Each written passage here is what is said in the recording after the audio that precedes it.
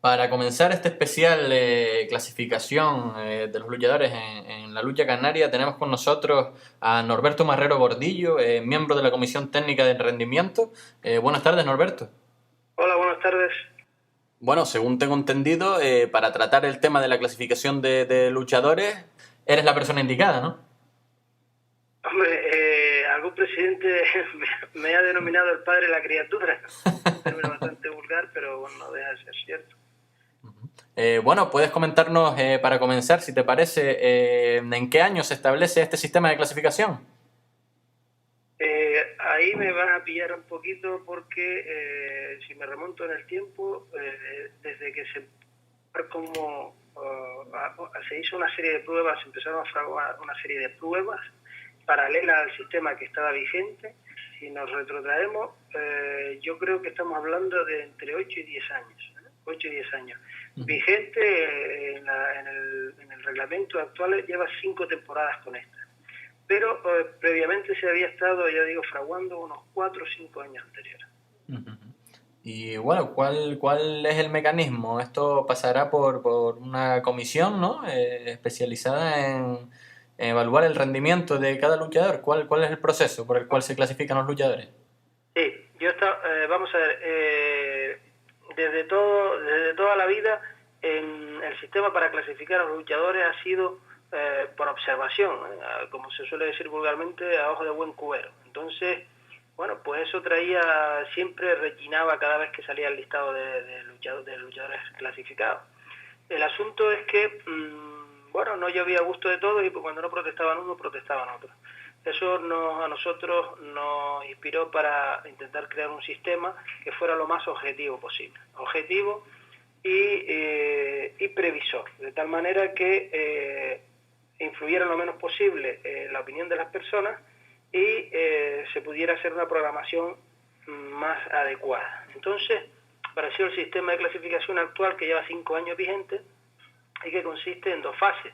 Una fase de rendimiento y una fase de estudio antropométrico. Entonces, durante toda la temporada, los luchadores son controlados con las actas según a los que derriben. Y aquellos luchadores que tengan una temporada excepcional o los luchadores que tengan una muy mala temporada se miden antropométricamente a ver si la causa de esa excepcional o pésima temporada se debe a sus condiciones físicas. Y ese es, grosso modo, el sistema. En eso consiste el sistema.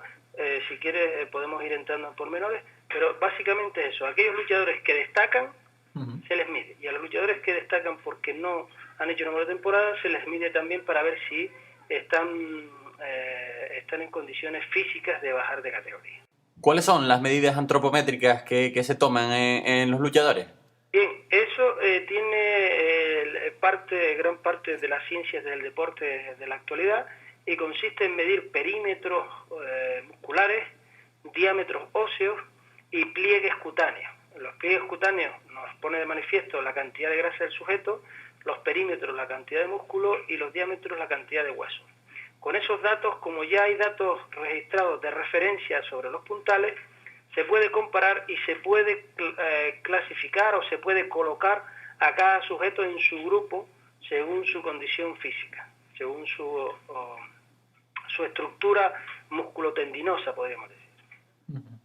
Entonces, bueno, pues solamente son medidos antropométricamente aquellos luchadores con un rendimiento extraordinario. El sistema, una de las cosas que regula es, como digo, es la estabilidad de los luchadores clasificados. Nosotros hemos oído muchas veces a la gente mayor decir que fulano tenía que haberse retirado cuando era puntal B, que fulano no tenía que estar arrastrándose por los terreros, etcétera, etcétera, ¿no? Un poco este sistema también les ha escuchado y lo que pretende es que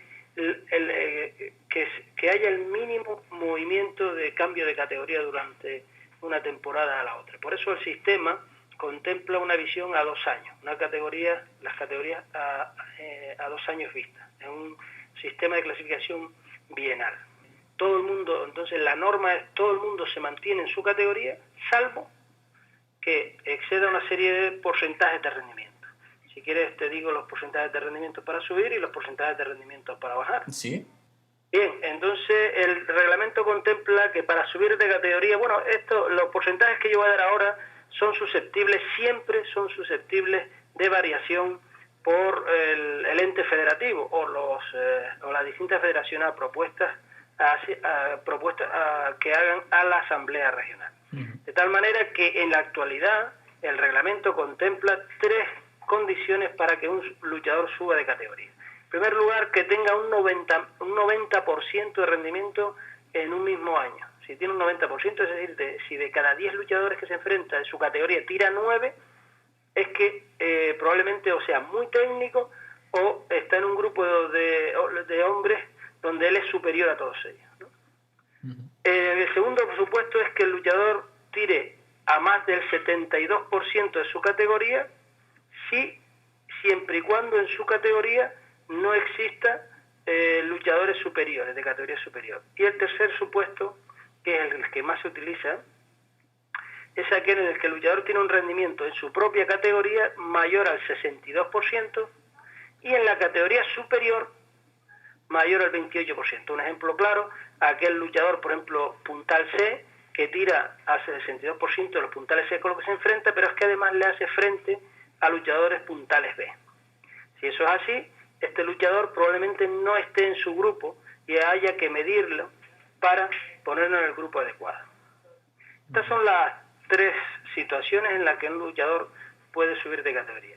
Un luchador puede bajar de categoría también en 3 supuestos. Uno, en el supuesto de que no tire al 25, que no tenga un rendimiento superior, o mejor dicho, que tenga un rendimiento igual o inferior al 25% en su categoría, pero durante 2 años consecutivos.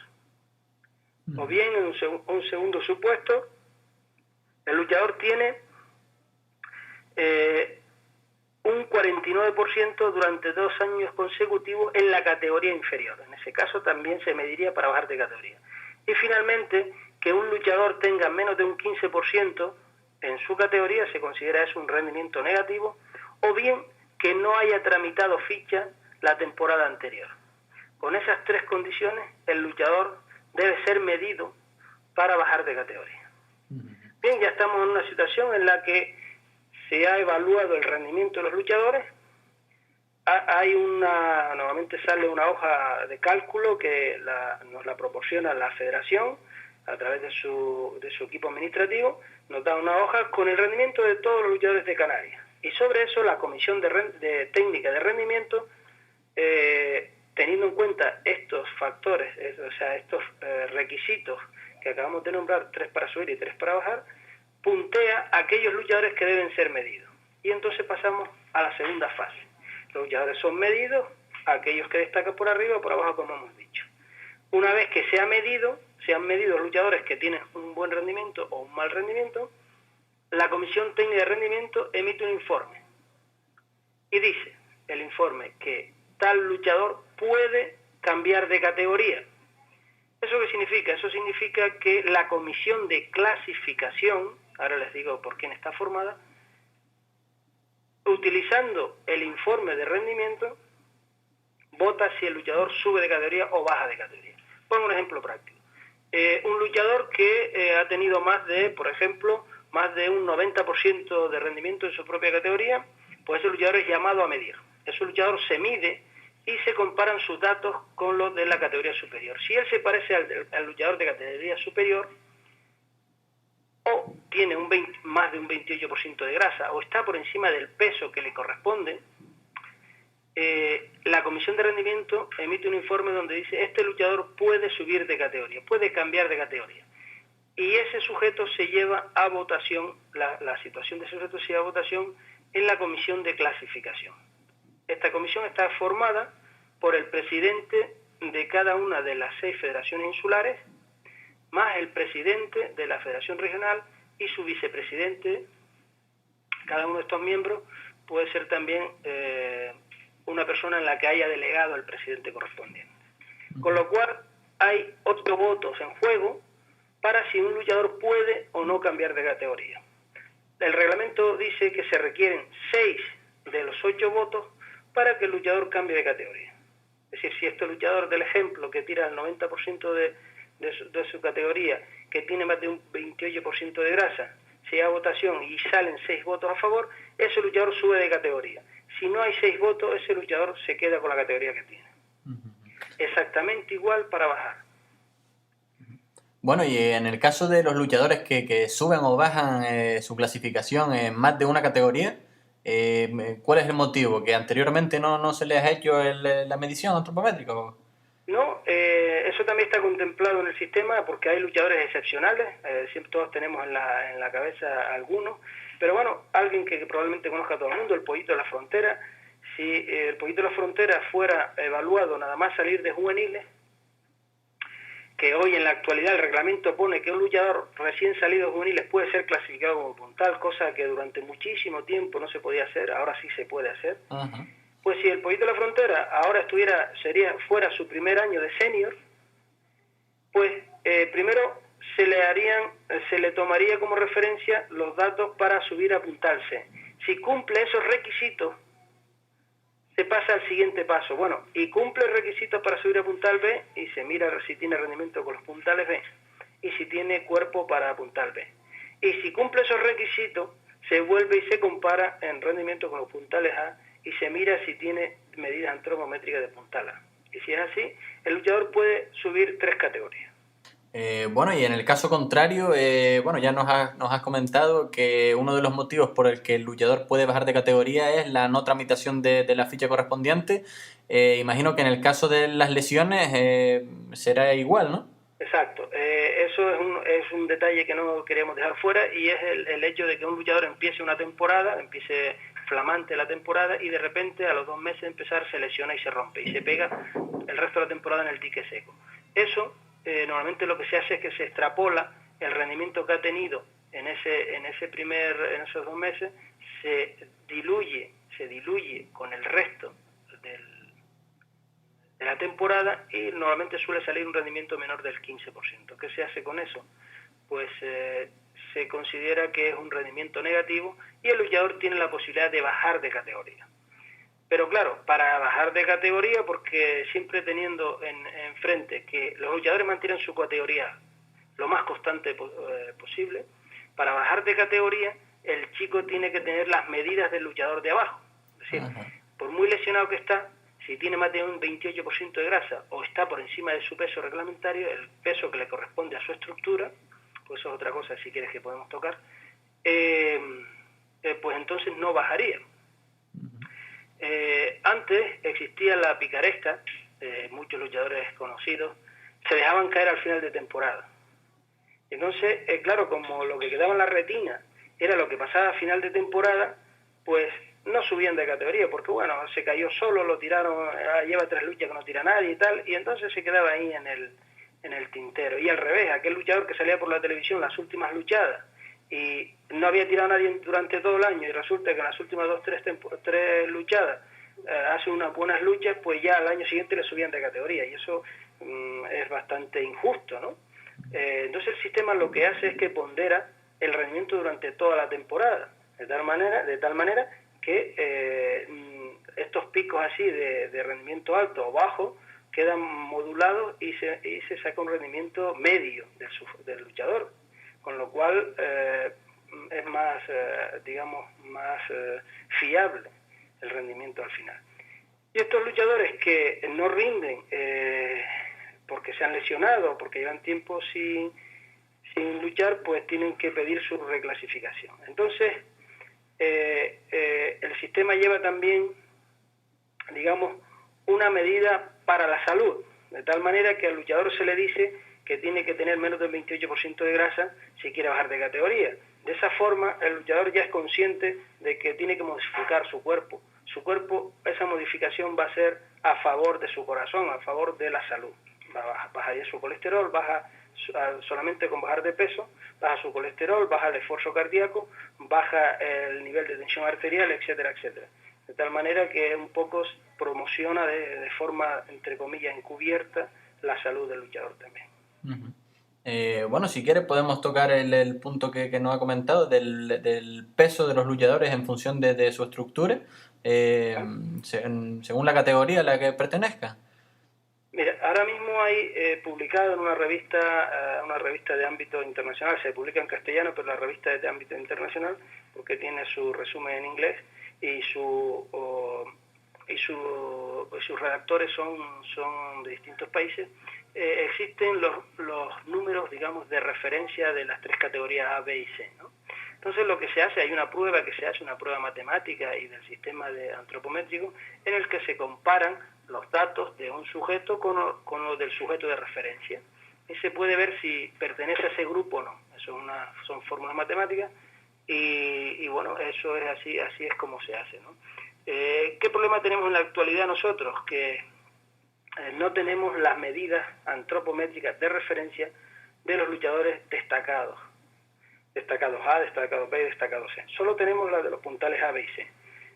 Yo espero que si este año no, el curso que viene, se pueda llevar a cabo un estudio de los números, entre comillas, de referencia de los luchadores destacados, con lo cual podemos abrir bastante más el abanico, ¿no? Ujú.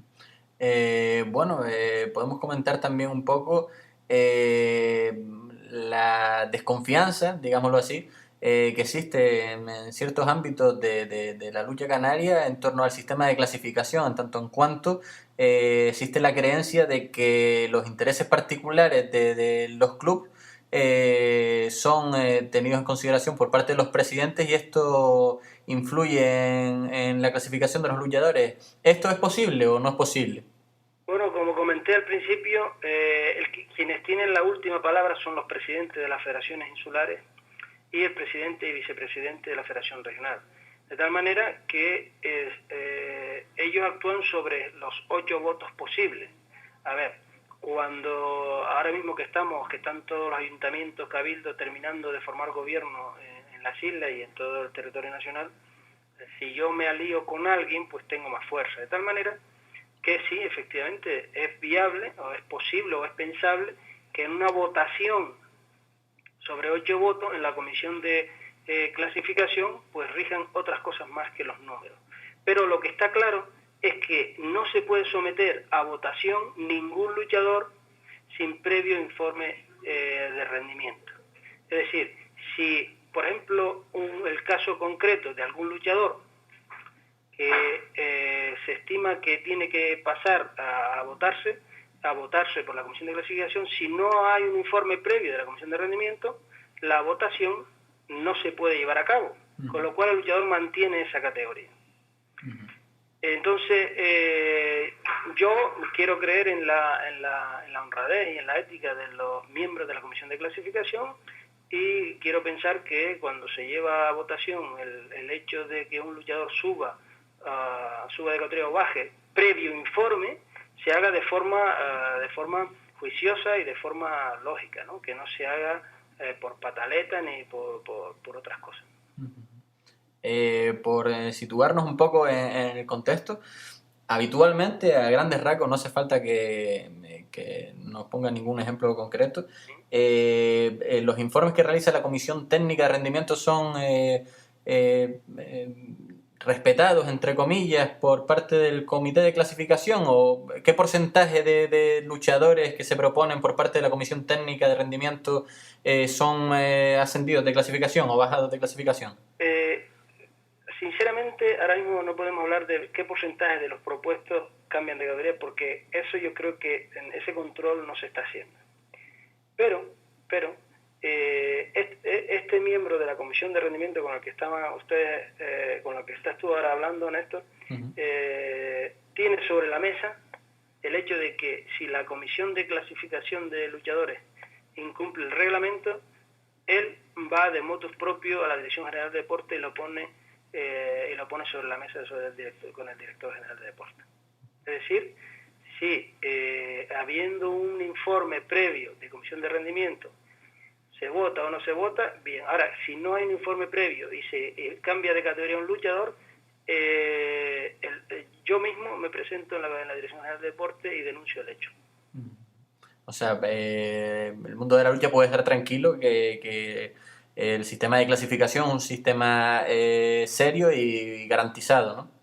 Yo, que luché durante 33 años, siempre me hubiera gustado que, aunque, bueno, humildemente pues, llegué a ser solo destacado A, me hubiera gustado que a mí se me hubiera regido por este sistema, porque es un sistema objetivo y es un sistema totalmente libre de presiones y nada. El luchador es responsable de su propio rendimiento, es decir, si yo no tiro a nadie durante la temporada, eso se refleja en las actas. Si yo tiro a un montón de gente durante la temporada, se refleja en las actas.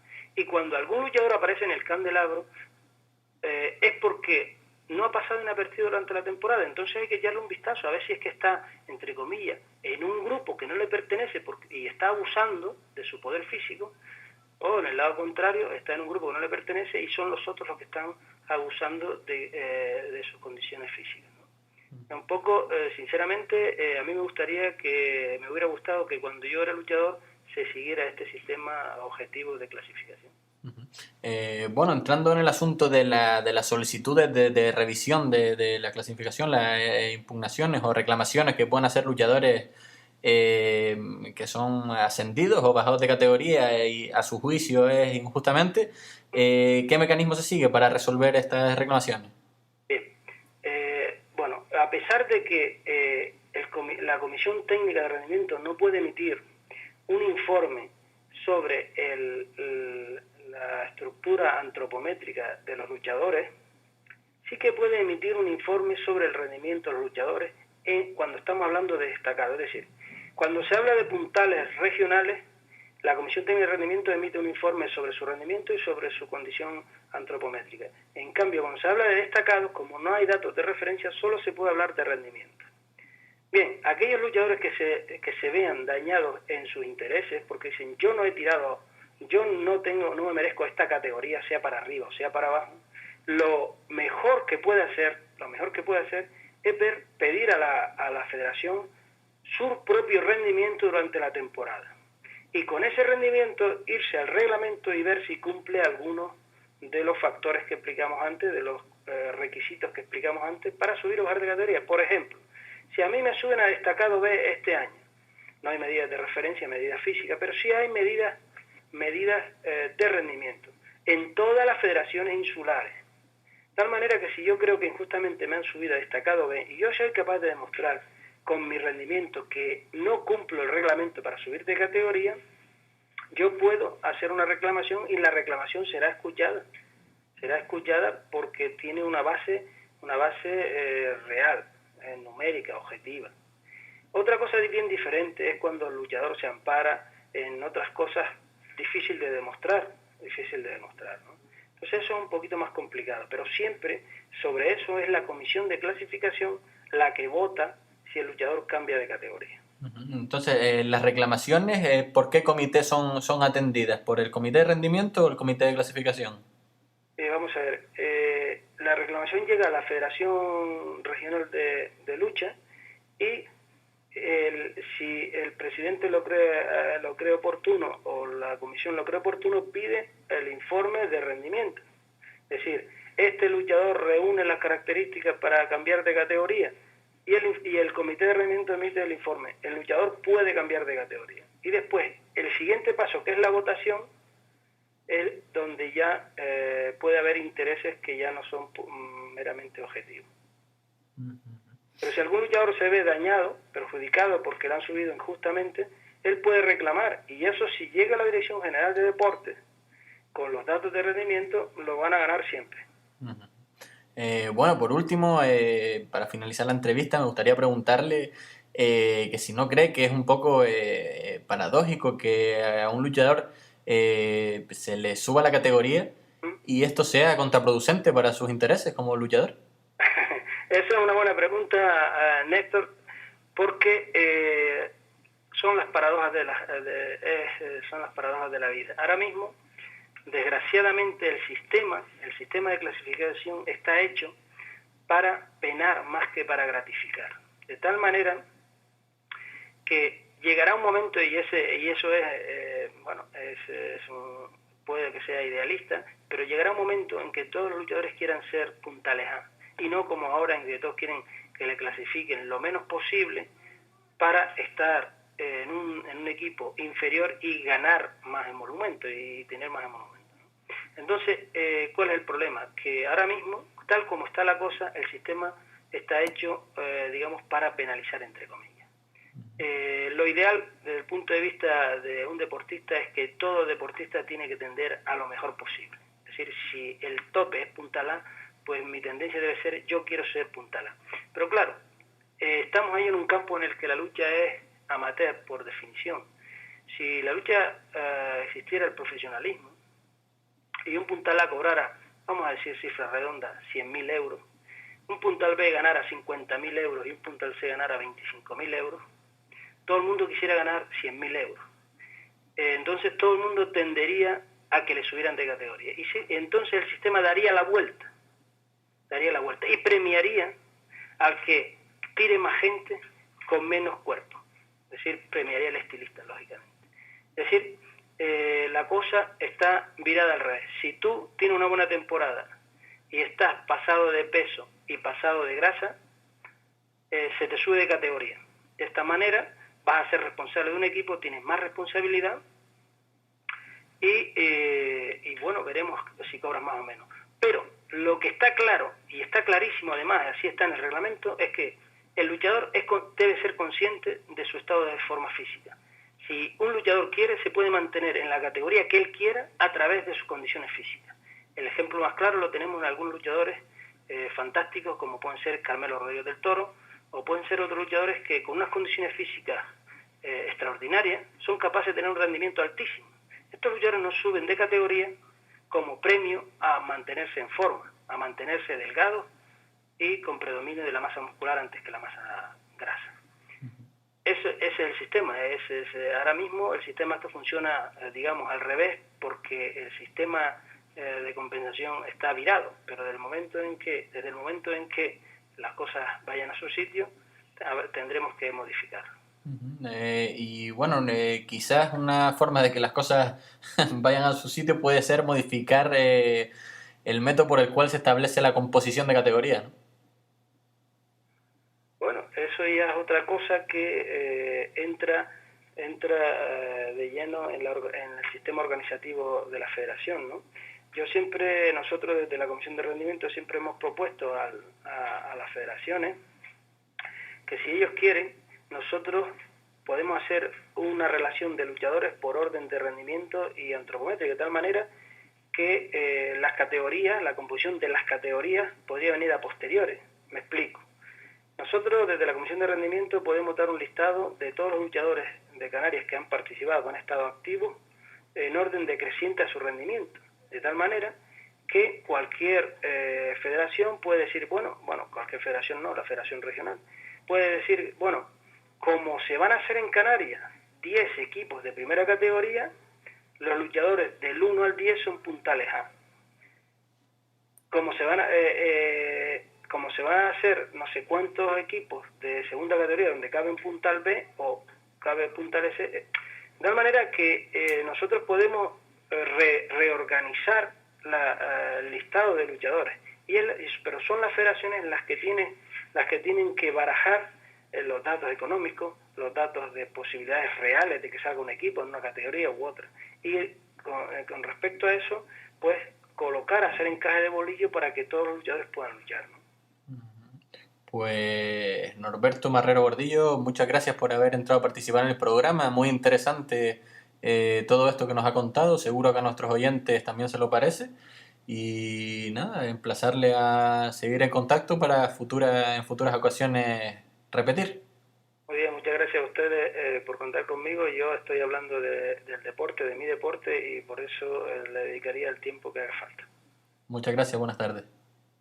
Ya lo han escuchado, Norberto Marrero nos ha explicado en qué consiste el sistema de clasificación de luchadores y nada, esperamos que haya sido de su interés tanto esta entrevista como todo este 10º programa. Les emplazamos ya al programa 11 que verá la luz una vez finalizadas las competiciones que actualmente están en curso y que pondrá fin a la primera época de este proyecto La Agarrada. Hasta entonces, nos vemos en los terreros.